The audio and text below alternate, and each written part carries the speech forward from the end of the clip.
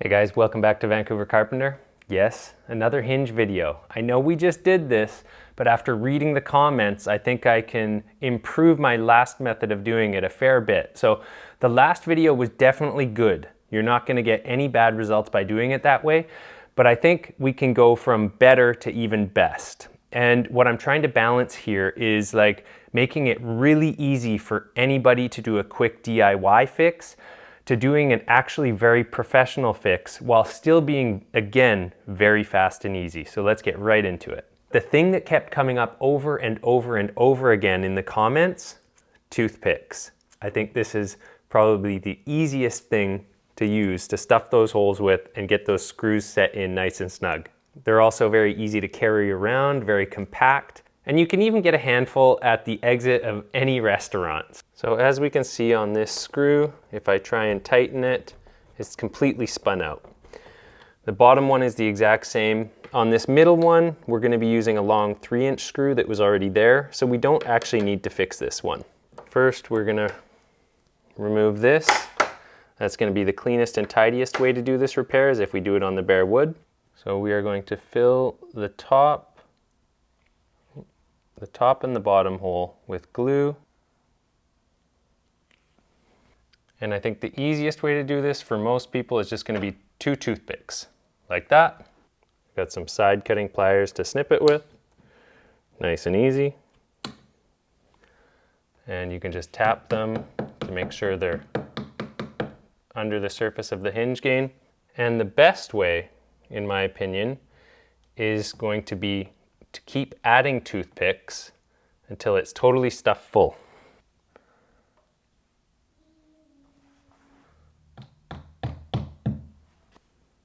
Four seems to be a pretty good number here. You could snip them off one at a time. Okay, I think they're all in there, and I'm now just going to quickly chisel them off. So I think this second way is going to be probably the strongest way and most professional way.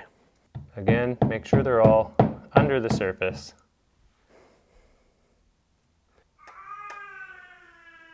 So let's get started putting these screws back. So what I'm going to do is I'm actually going to situate the screw on this side because this hinge needs to be pulled over a bit using a screwdriver because I don't want to over tighten it and strip this. And it should kind of pull the hinge over a bit. To be honest, this gap was already here from the install. Okay, moving on, we're going to use the self-centering drill bit, or as someone in the comments said, a VIX bit. So again, this drill bit comes right out of there. It'll go centered right in the hinge. I'm also doing this while the glue is wet. The reason we want to do this while it's wet is because as the screw goes in, it's squishing everything down, like clamping it and creating a really nice bond to those toothpicks, to the existing hole that was there. And you don't want to over tighten. So just go till snug. And when this hardens up, you're going to have a super, super strong new hole for the screw. I'm now going to put back the existing one that was there. Let's take a look and we'll see why I wasn't able to close up that little bit of a gap there. So this is the top screw and there's no gap there. We go down to this one and there is that gap I was trying to get rid of. And then we go down to the bottom and there's no gap again. So basically either the door is bowing or the jamb is bowing. So there isn't really anything we could do to get rid of that. It's not really something that anybody ever looks at or notices.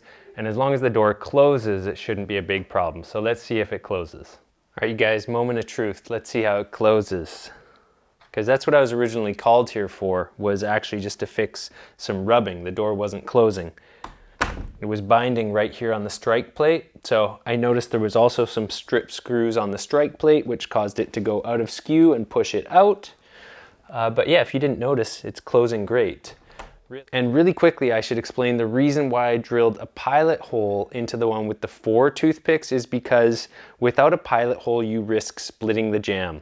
Basically, if you're adding a screw into wood, well, you can't add something into where there's no space without it creating a space. And what it'll do is it'll split the jamb. So it's as simple as that. Anyways, now you know, on top of the golf tee method that I showed and adding just a little sliver, now you know a more effective and faster way to do this, I think.